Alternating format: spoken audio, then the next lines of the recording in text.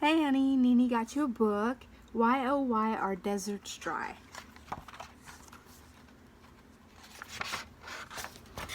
I'm the cat in the hat, and today is the day that we're off to see deserts. Let's leave right away.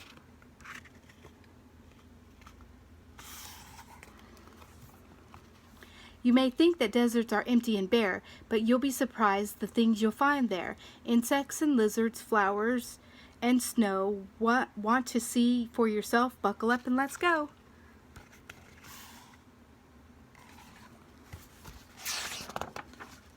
Why are deserts dry? I'll be glad to explain. There are very few clouds above them to bring rain. Without clouds, there is nothing to block the sun's light or to hold the heat in so it gets cold at night.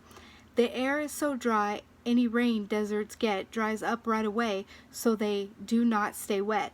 Without water, surviving in deserts is rough. Plants, insects, and animals need to be tough.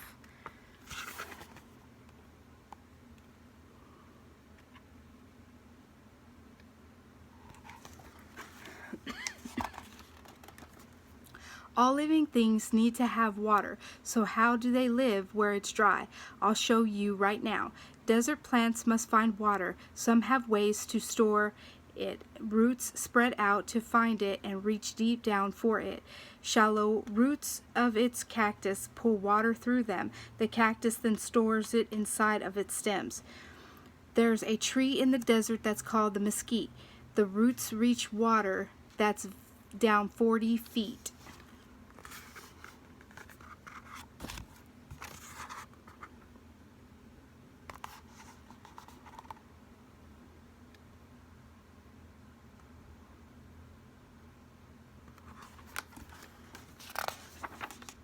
The Sonoran Desert is where we will find a very big cactus that's one of a kind. It's called the saguaro, and I have been told that it can grow to be over 200 years old.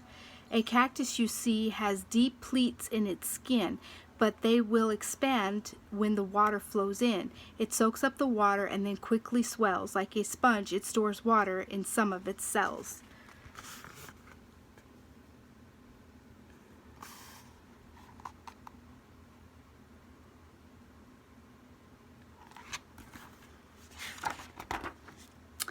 The Gila woodpecker knows very well that a cactus will serve as a perfect hotel.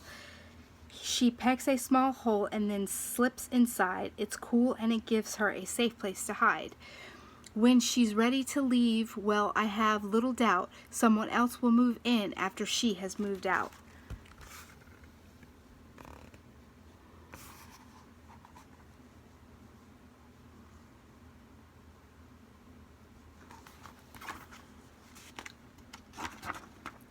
How do insects get water? What some of them do is get water that's inside the plants that they chew. These desert insects are honeypot ants. All year long they collect the sweet nectar from plants. They store it inside them and then they can feed it to ants who are hungry whenever they need it.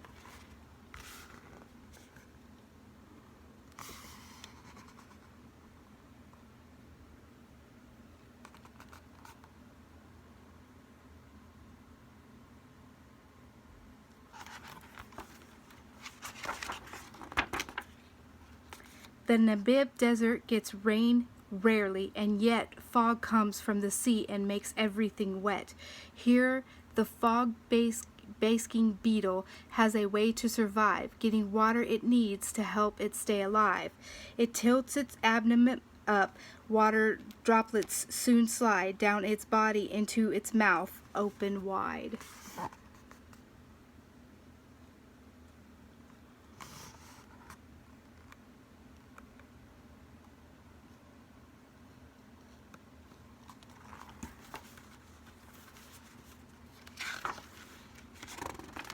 Animals differ in the food that they eat and the ways they keep cool in the desert heat. In the daytime, small animals stay underground. Later on, when it's cooler, they move above ground. This cute phoenix fox, furry-soled feet help him walk on hot sand. His big ears let out heat. Kangaroos lick their arms to help cool their skin. Then each dig a hole in the ground and climb in.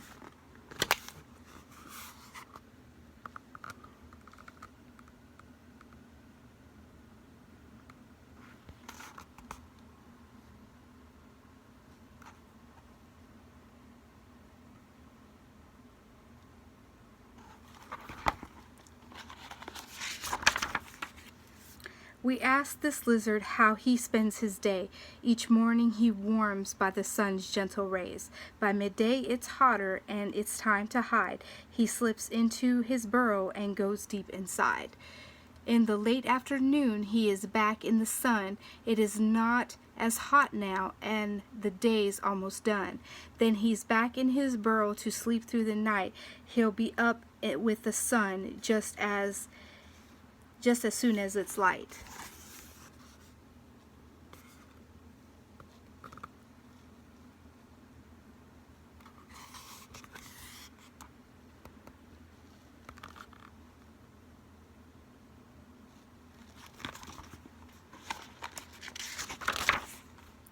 Hawks, eagles, and vultures fly high in the air.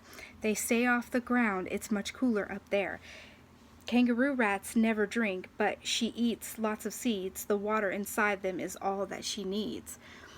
Roadrunners can fly, but they usually run. They catch lizards and snakes in the hot desert sun.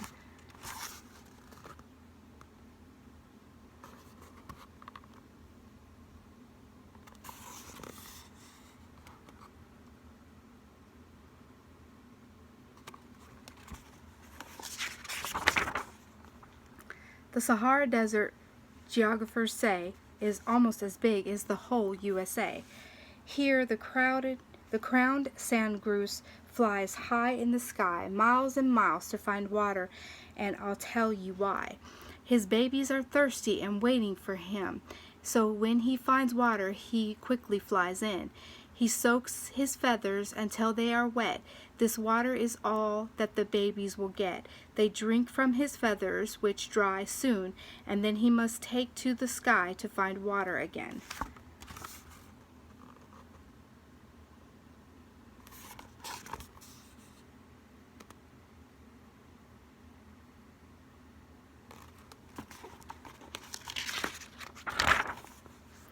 Out here in the desert, when winds start to blow, there are few plants to help hold the sand down, and so the wind blows the sand, which forms into dunes. It makes shapes in the sand like these crescent moons.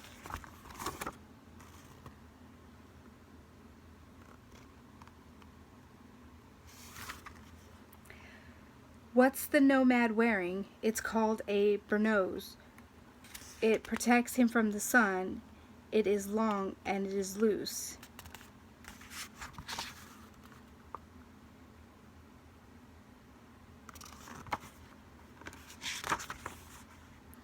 In the Mojave Desert, plants bloom, grow, and die, but they leave seeds behind in the ground, and that's why.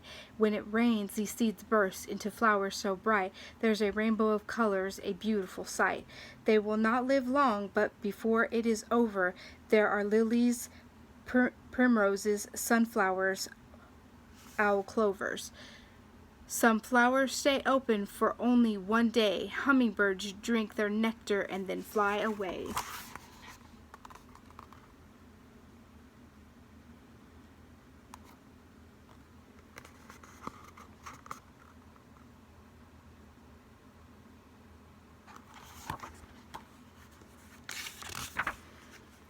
In the simmering heat of the sun's burning glare, you might think you see something that's not really there. This is called a mirage. It's a bit like a dream. Things you think you are seeing are not what they seem. When you get a bit closer, things fade out of sight. They were not there at all. It's a trick of the light. In a dry, dusty desert, if you suddenly see something green up ahead, like some plants or a tree, this is called an oasis, where these plants are growing. Somewhere in the ground there is water that's flowing. So this is the mirage.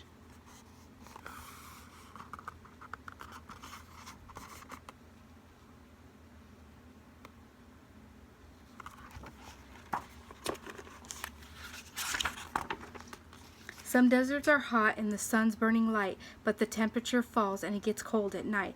Then the world comes alive with owls, foxes, and bats, coyotes and rabbits, mice, deers, and rats.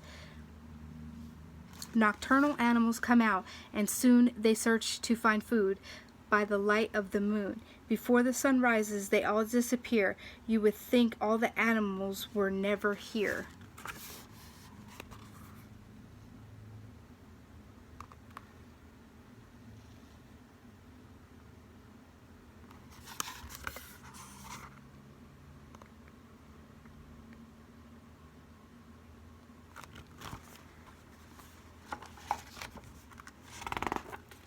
Not all deserts are hot. The next place we'll go is the Gobi, and here we will find ice and snow. This Bactrian camel is happy to meet you. Some camels have one hump, Bactrians have two. If he goes a long time without eating or drinking, the humps on his back start steadily shrinking. They're not filled with water, but instead contain fat. When he can't eat or drink, he keeps going on that. I filled up my bathtub and filled up my sink, but that's about all at one time what a camel can drink. He can drink 30 gallons of water, and then he can go a whole week before he drinks again.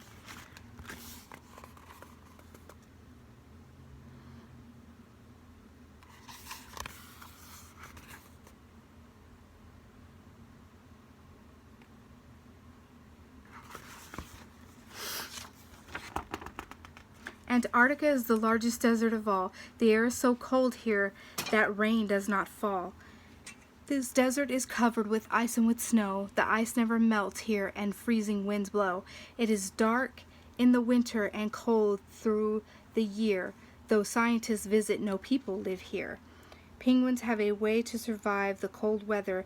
They get close to each other and huddle together.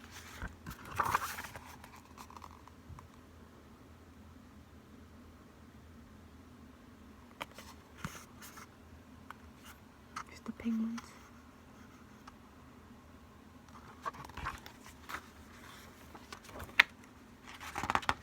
Today we've seen things that few people will see, and I am so happy you saw them with me. A desert, it's true, is a harsh habitat, but I hope you've discovered it's much more than that. One day, no day in the desert is ever the same, and once you've been there, you are glad that you came.